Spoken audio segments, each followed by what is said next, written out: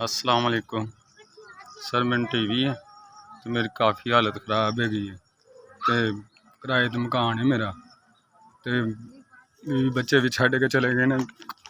काम नहीं मैं करता, काम होंदा ही नहीं। प्लास्टिक मोल्डिंग का काम करना, प्लास्टिक दी चीज़ां बनदियां सी, तो वो फिर जोर वाला काम सी। आस्ता आस्ता पैरां छाले पैना शुरू हो गए। चैकअप करवाए ने, फिर टीवी नहीं कलाया। सर है मेरी रिपोर्टां ने, तो मेरा कमान वाला कोई नहीं।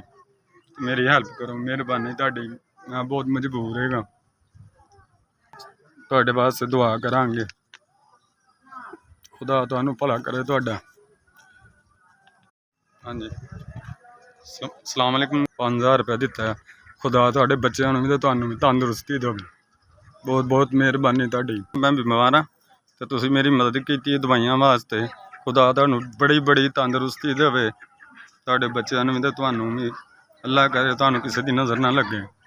अल्लाह तुहानू खुला रिज़क देवे ते इंज ही बनदे रहो। मैं तुहाडे बच्चों वास्ते, तुहाडे सारियां वास्ते, तुहाडी फैमिली वास्ते दुआ करना वा, ताकि तुहानू कोई किसी किस्म की परेशानी ना आवे।